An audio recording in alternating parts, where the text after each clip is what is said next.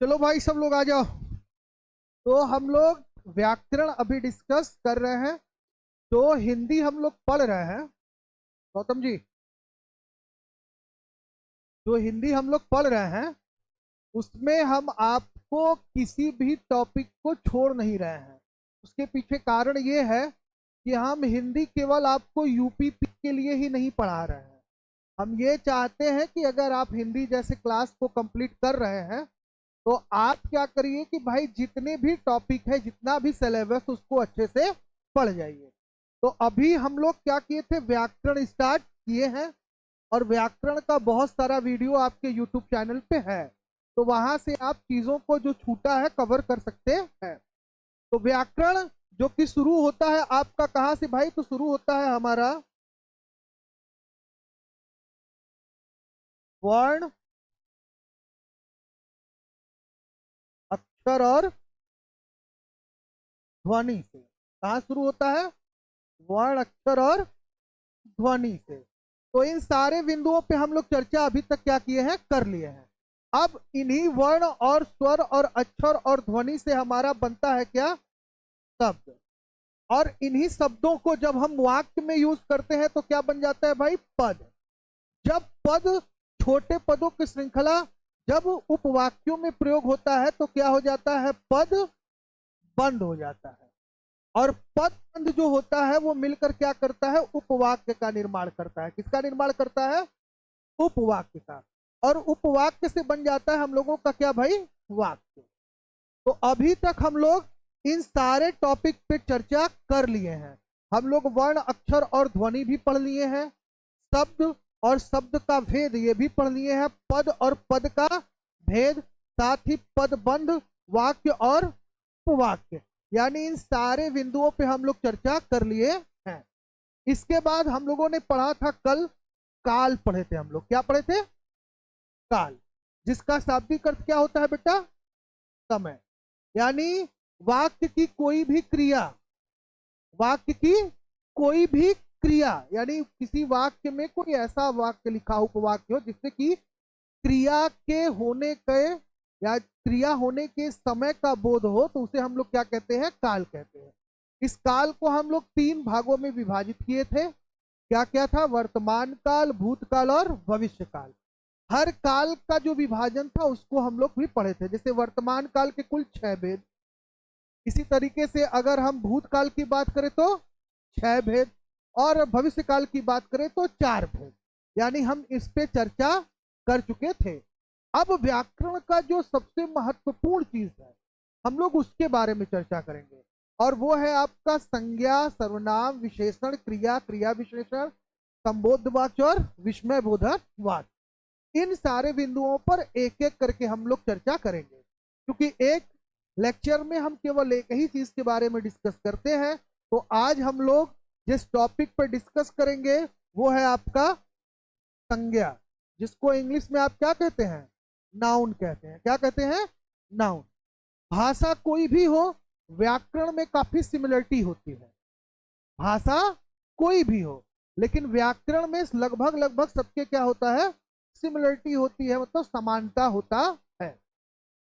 हम कोई भी भाषा सीखें तो हमें संज्ञा, सर्वनाम, विशेषण, क्रिया, ये सब चीजें पढ़नी ही पड़ती है। ठीक। तो हम लोग संज्ञा की बात करें तो भाई संज्ञा तो इंसान बहुत पहले से पढ़ते हुआ आ रहा है। संज्ञा की अगर बात की जाए तो हम पढ़ते हैं, क्या कहते हैं, किसी व्यक्ति, किसी व्यक्ति, वस्तु, स्थान और भाव को क्या कहते हैं भाई, भाव को, या क्या कहते हैं हम लोग, संज्ञा कहते हैं।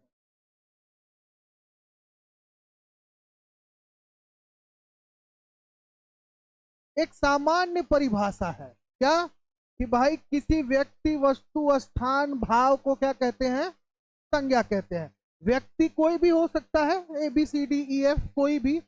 ठीक है। वस्तु की भी बात करें तो कोई भी हो सकता है, दिस दैट, कुछ भी। ठीक। स्थान की बात करें तो कोई भी स्थान हो, घर हो, विद्यालय हो, सड़क हो, चौराहा हो, मंदिर हो, गुरुद्वारा हो, मस्जिद हो, इन सारे चीजों को हम लोग संज्ञा के अंतर्गत क्या करते हैं, रखते हैं। यही अगर भाव की बात करें, जिसको हम लोग क्या कहते हैं, इमोशन, क्या कहते हैं, इमोशन। भाव मतलब इमोशन।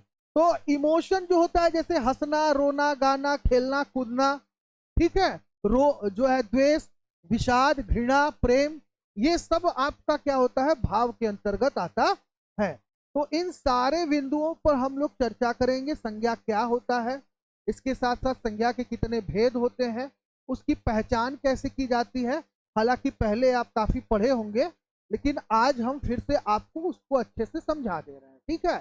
तो चलिए बिना समय गवाए हम लोग सीधे डिस्कस करते हैं टॉपिक को, कि संज्ञा क्या है और कैसे काम करता है, उसको कैसे पहचाना जाता है।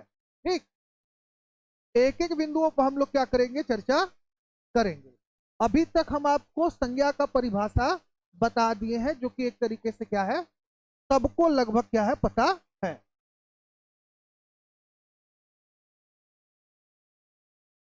अब ये संज्ञा, सर्वनाम, क्रिया विशेषण वाला चीज एक बार कवर हो जाए, तो बस कुछ टॉपिक्स और बचेंगे, जिसके बारे में हम लोग क्या करेंगे, आराम से पढ़ लेंगे। तो सबसे पहले पीपीटी से ही पहचानने का प्रयास करते हैं। यहाँ पे जैसे हम आपको बताए थे कि भाई जो संज्ञा है, संज्ञा उन विकारी शब्दों को कहते हैं जिनसे किसी वस्तु, भाव और जीव के नाम का क्या होता है, बोध होता है। बोध का मतलब क्या होता है, समझ। बोध का मतलब क्या होता है, समझ। अर्थात किसी प्राणी, वस्तु, स्थान, भाव के नाम को क्या कहते हैं, संज्ञा कहते हैं। अब अगर हम संज्ञा के भेद की बात करें, तो संज्ञा के भेद के संदर्भ में कहा गया है व्यक्तिवाचक संज्ञा, जातिवाचक संज्ञा, भाववाचक संज्ञा, द्रव्यवाचक संज्ञा और समूहवाचक संज्ञा। ठीक, इस तरीके से इसका क्या किया गया है, विभाजन किया गया है। यानी कुल अगर देखा जाए तो 5 भागों में इसको क्या किया गया है, विभाजित किया गया है। ठीक, अब संज्ञा के परिभाषा के संदर्भ में तो हमें नहीं लगता कि आपको किसी प्रकार की कोई दिक्कत है। ठीक है, अब चूंकि संज्ञा आया कहां से, तो आइए पहले ये जान लेते हैं। आपने पढ़ा था बेटा शुरू में कि जो वाक्य होता है, वाक्य की सबसे छोटी इकाई जो होती है, उसको हम लोग कहते हैं वर्ण या ध्वनि, या हम उसको कहते हैं आपका ध्वनि, या तो हम लोग कहते हैं क्या, अक्षर। और इसी से बन जाता है आपका क्या भाई, और इसको जब वाक्य में प्रयोग करते हैं तो क्या कहता है, पद। ये पद जो होता है ना, ये पद जो होता है, इसी को संज्ञा, सर्वनाम, विशेषण के अंतर्गत रखा जाता है। तो पदों की अगर बात किया जाए, पद कुल कितने होते हैं, 5। पद कितने होते हैं, 5। ठीक है, अब पांचों प्रकार की बात करें तो हिंदी में कुल पदों की संख्या कितनी, 5। इसको आप नोट भी कर सकते हैं, परीक्षा में एग्जामिनर पूछ सकता है कि भाई हिंदी में कुल पदों की संख्या कितनी है, तो आप कह सकते हैं कि हिंदी में कुल पदों की संख्या कितनी है, 5। कितनी है, 5। पहला जो है वो क्या है, संज्ञा है। दूसरा सर्वनाम है। तीसरा विशेषण है। चौथा क्रिया है। और पांचवा क्या है, अव्यय है। इससे पहले हम लोग एक शॉर्ट फॉर्म में इसको, और जस्ट लाइक इंट्रो, हम लोग इसको डिस्कस किए थे ना। हम बोले भी थे कि इस पर हम लोग विस्तृत चर्चा करेंगे और इसको हम लोग अच्छे से क्या करेंगे, पढ़ेंगे। तो एक एक बिंदुओं पर चलिए डिस्कस करते हैं और आराम से इसको समझते हैं। पढ़ना बाकी चीज है, पहले समझते हैं। ठीक, कॉपी पेन बिल्कुल छोड़ दीजिए, जितना हम कहेंगे केवल उसी को नोट करना है, बाकी नोट करने की कोई आवश्यकता नहीं है। वीडियो आपके यूट्यूब चैनल पर रहेगा, पढ़ा ऐप पे, आप वहां से इसको कवर कर लेंगे।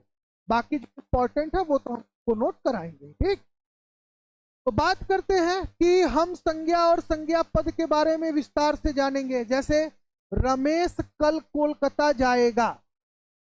ठीक है, रमेश क्या है, कल कोलकाता जाएगा।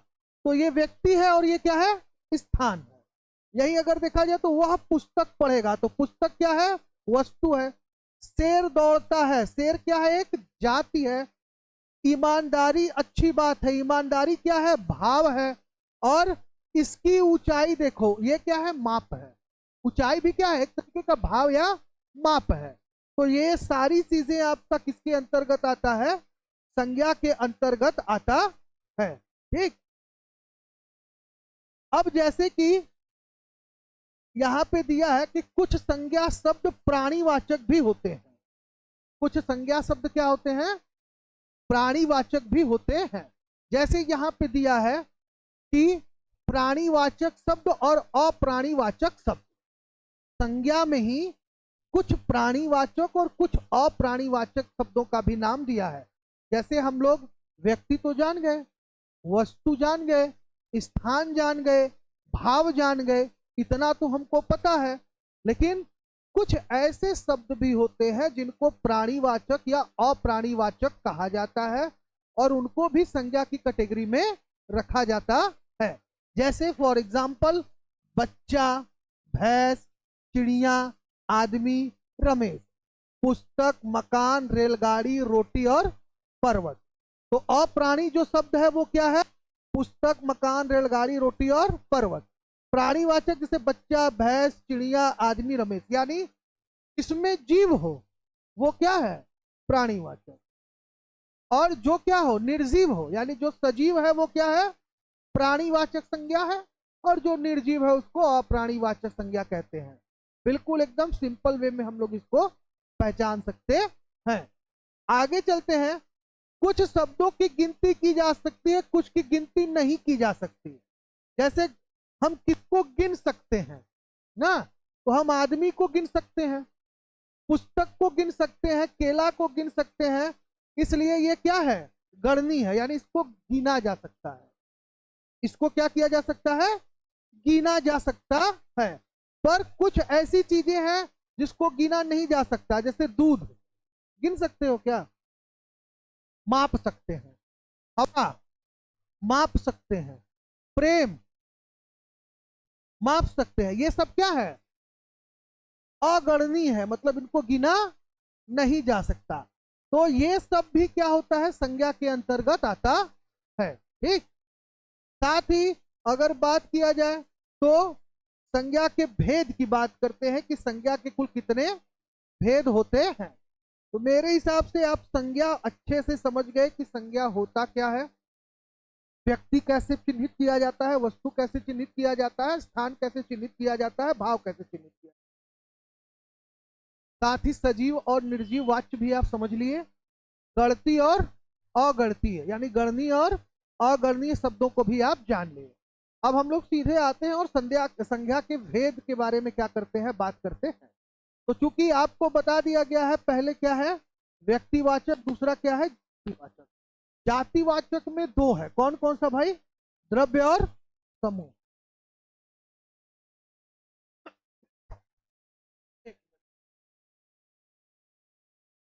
क्या है भाई? जातिवाचक कौन सा?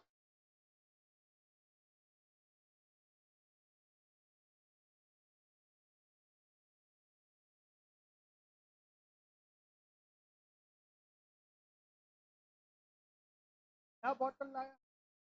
मुझसे ले आए होते हैं।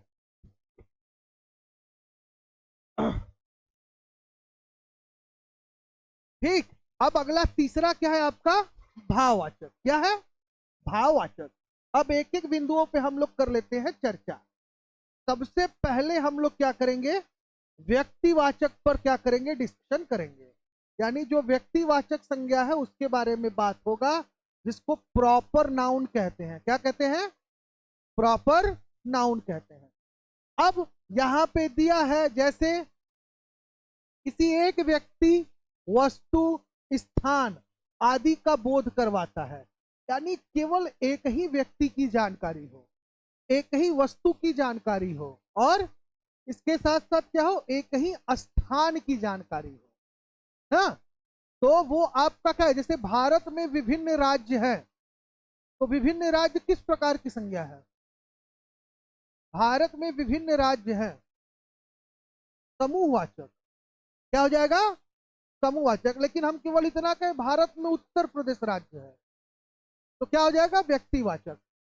यानी अगर किसी एक स्थान, एक व्यक्ति, एक वस्तु का अगर बोध हो तो वो क्या होता है, व्यक्तिवाचक होता है। जैसे राम, श्याम, टेबल, कुर्सी, कार, दिल्ली और मुंबई। अकेला है ना, अकेला है ना। कहने का मतलब कि ऐसा कोई भी वर्ड सेंटेंस में, ठीक है, आप नोट कर सकते हैं, लिखिएगा कि वाक्य के अंतर्गत, वाक्य के अंतर्गत, वाक्य के अंतर्गत जब किसी एक व्यक्ति, वस्तु या स्थान, वाक्य के अंतर्गत जब किसी एक व्यक्ति, वस्तु और स्थान के बारे में, वाक्य के अंतर्गत जब किसी एक व्यक्ति, वस्तु और स्थान के बारे में जानकारी प्रदान किया जाता है तो वह व्यक्तिवाचक संज्ञा कहलाता है।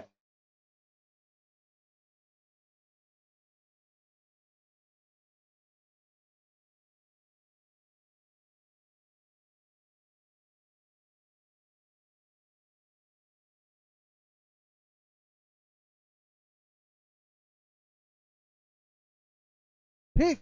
अब जैसे हम आपसे पूछे जलियांवाले बाग का हत्याकांड कौन सा संज्ञा है,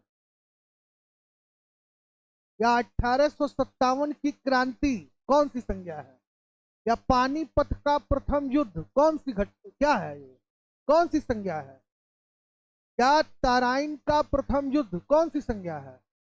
ये सभी क्या है, व्यक्तिवाचक संज्ञा है। यानी अगर किसी वाक्य में ऐतिहासिक घटनाओं का जिक्र किया गया है तो वो क्या है, व्यक्तिवाचक है। जैसे महासागर, समुद्र, ये सब क्या है, व्यक्तिवाचक है। हिंद महासागर, प्रशांत महासागर, ये क्या है, व्यक्तिवाचक। नदियां, समूहवाचक, नदियां समूहवाचक, लेकिन समुद्र व्यक्तिवाचक।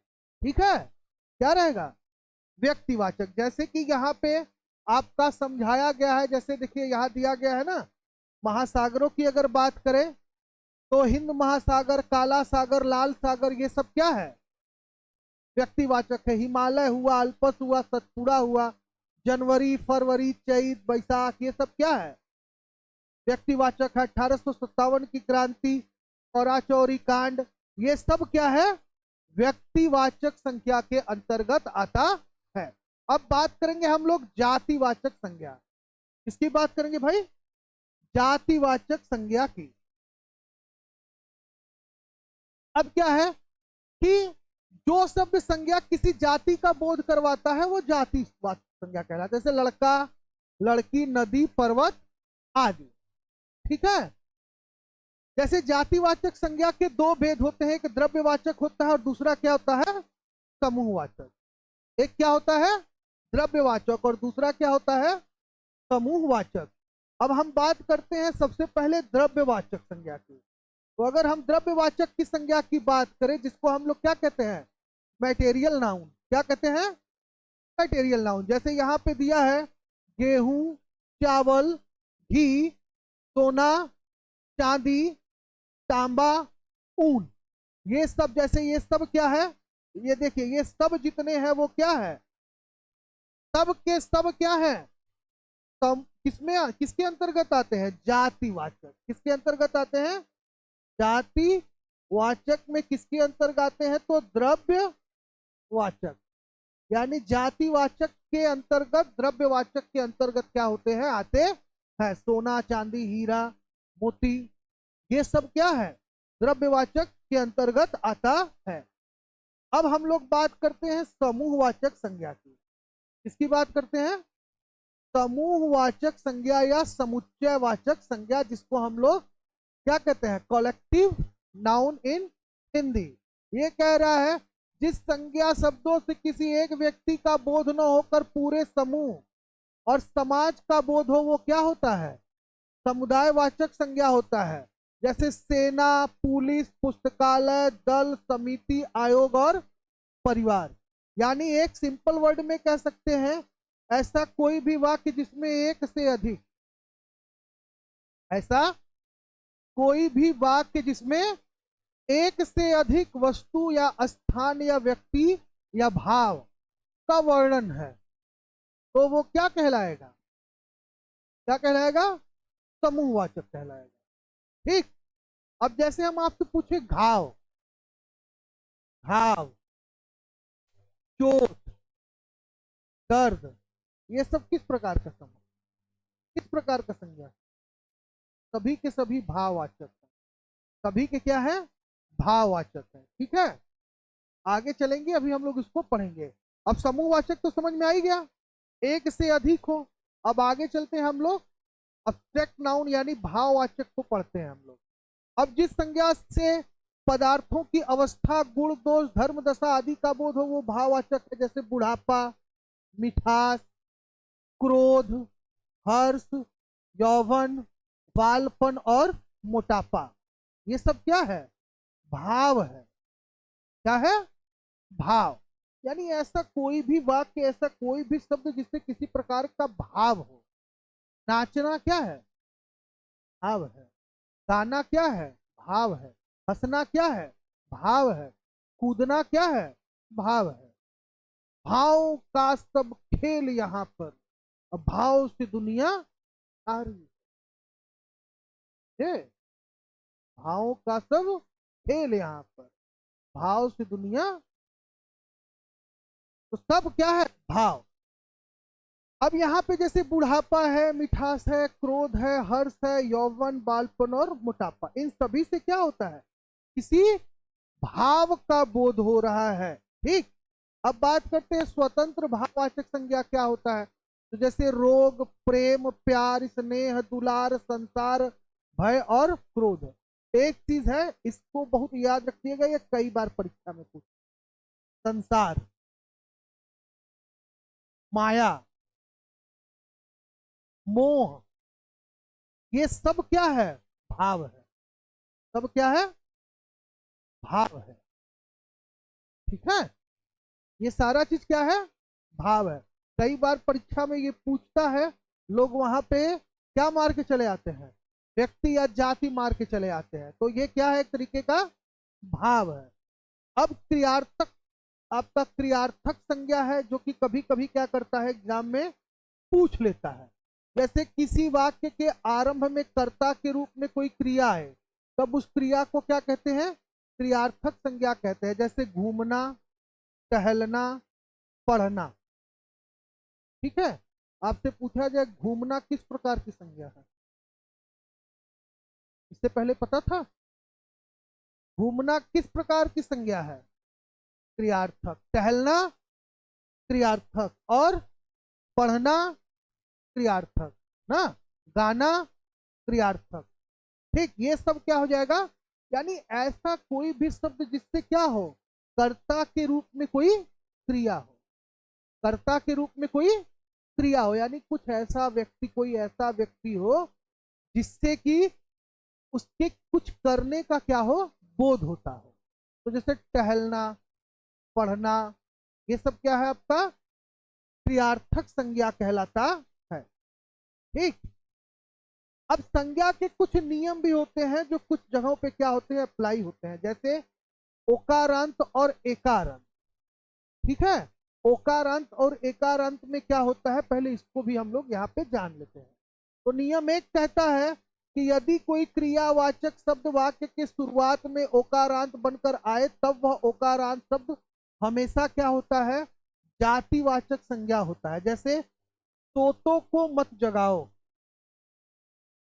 तोतों को मत जगाओ कह रहा है, यदि कोई क्रिया वाचक शब्द, तो सो तो क्या है? क्रियावाचक शब्द है। वाक्य की शुरुआत में ओकारांत बनकर आए, तब ओकारांत क्या बन जाता है? जातिवाचक बन जाता है। तो जैसे सोतों को, हंसतों को, रोतों को। ठीक है, ये सब क्या है? जातिवाचक। ठीक है, सोना क्या है? भाव है। सोना क्या है? भाव है। लेकिन सोतों को मत जगाओ। अगर आपसे कह दिया जाए सोतों को मत जगाओ, इसमें सोतों क्या है? जातिवाचक है। हंसतों को मत जगाओ, क्या है? रोतों को मत हंसाओ, तब क्या हो जाएगा? जातिवाचक हो जाएगा। तो आप ये वर्ड्स लिख सकते हैं, सोतों को, हंसतों को और रोतों को। ठीक है, क्योंकि कुछ देखिए, जब भी डिफिकल्ट वर्ड्स आए तो उनको नोट कर लेना चाहिए। ठीक,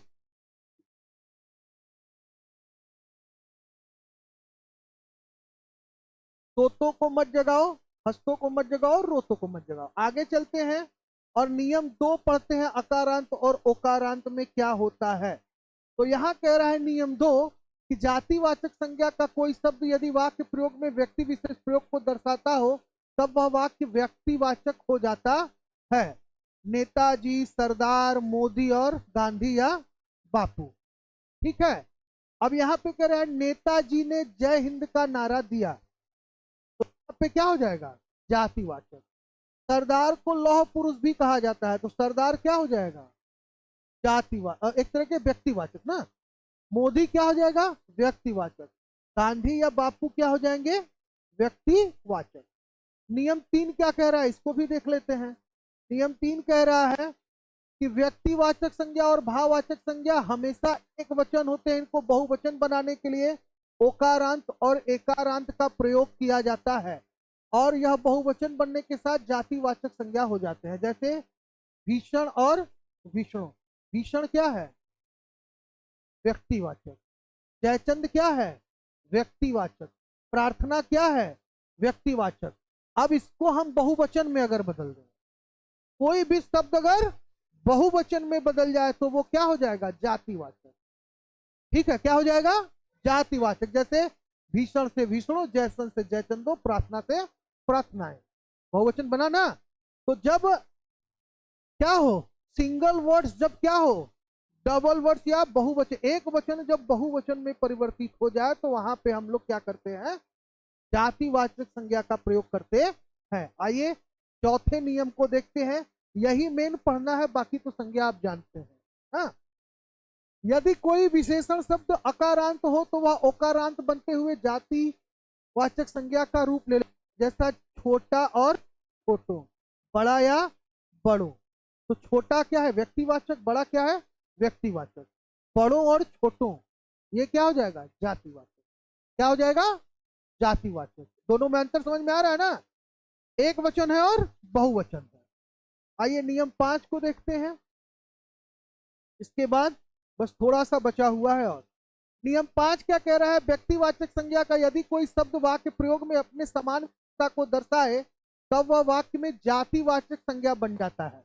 यानी अगर कोई वस्तु या कोई ऐसा वर्ड जो किसी विशेषता को दर्शाए, जैसे फॉर एग्जांपल कश्मीर, यानी प्रयागराज उत्तर प्रदेश का कश्मीर है, तो यहाँ पे क्या कर रहा है? प्रयागराज की विशेषता को दर्शाया जा रहा है, तो यहाँ पे कौन सा हो जाएगा? देखिए, व्यक्तिवाचक संज्ञा का यदि कोई शब्द वाक्य प्रयोग में अपने समान विशेषता को दर्शाए तब वह वाक्य क्या हो जाएगा?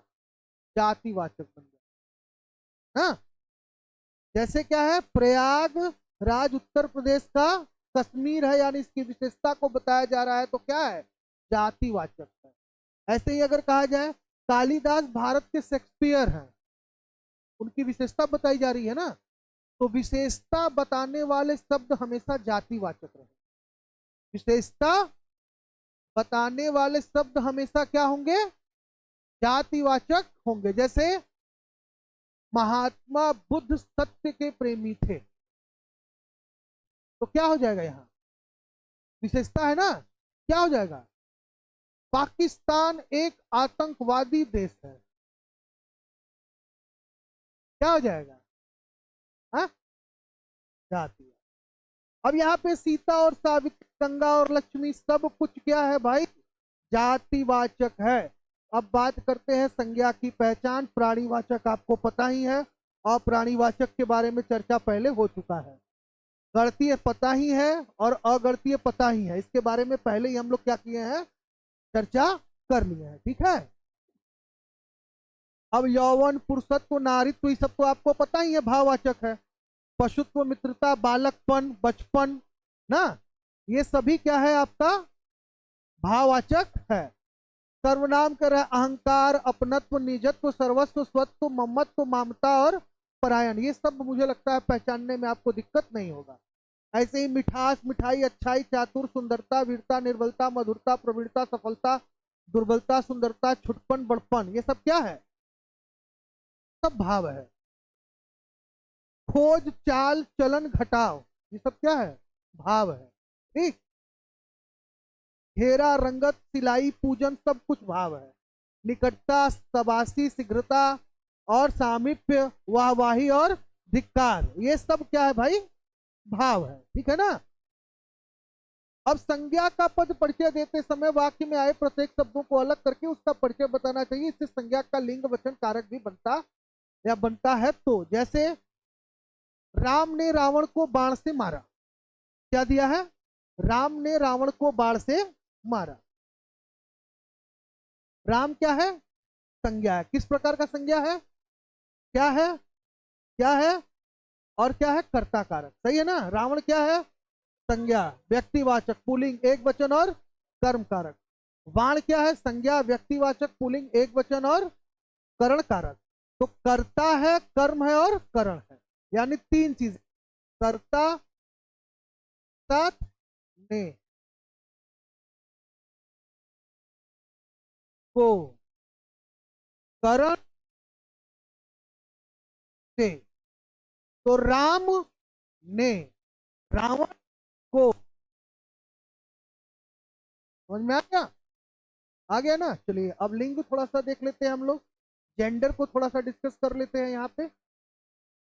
इसको तो बहुत ज्यादा पढ़ने की आवश्यकता है नहीं। जो शब्द स्त्री व पुरुष लिंग के भेद को उत्पन्न करता है उसे लिंग कहते हैं, पुल्लिंग और स्त्रीलिंग। लड़की स्त्रीलिंग, कवित्री स्त्रीलिंग, नाउन स्त्रीलिंग और अभिनेत्री स्त्रीलिंग। कवि, लड़का, अभिनेता और नाई। साधु, साध्वी, ये सब तो आप पहचान ही लेंगे। बंदरिया, नौकरानी, देवरानी, शिष्या। ठीक है। वचन की बात करें तो आप एक वचन और दो बहुवचन तो पहचान ही लेंगे। ठीक है। वचन का वाक्य में प्रयोग, रावण ने राम को मारा। ठीक है। कारक की परिभाषा, कारक चिन्ह आपको ये पूरा पता ही है। हाँ, कारक चिन्ह पता है कि नहीं। कर्ता ने कर्म को करण से के साथ, संप्रदाय के लिए, अपादान से, संबंध का, के, की, जिसको नहीं याद हो लिख ले, मैं पूछ दूंगा किसी दिन। अधिकरण, में और पर, संबोधन, हे और हरे। ये पूरा कारक चिन्ह आपको याद होना चाहिए। याद रहेगा, आप वाक्य भी आराम से करेंगे, वाक्य प्रयोग भी आराम से करेंगे और चीजों को बहुत अच्छे से जान भी लेंगे। ठीक है। मैं कुछ देर के लिए छोड़ दे रहा हूं ताकि आप स्क्रीनशॉट ले लें इसका।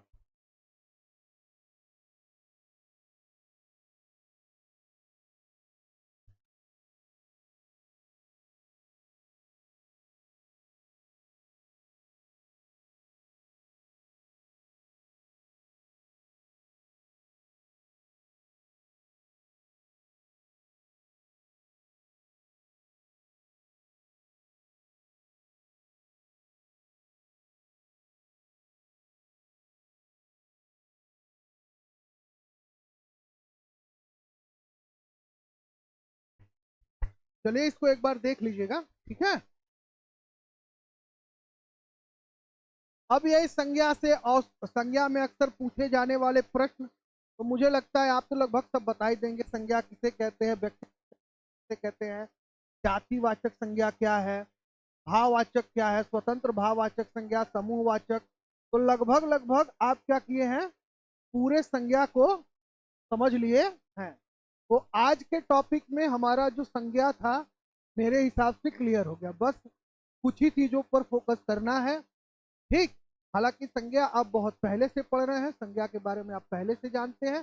कुछ ही ऐसी चीजें थी जिसके बारे में आप नहीं जानते थे, वो आज आपका क्लियर हो गया। ठीक। तो आज के लिए इतना ही। कल हम लोग क्या करेंगे, नेक्स्ट टर्न पे सर्वनाम को डिस्कस करेंगे। ठीक है। तो जय हिंद।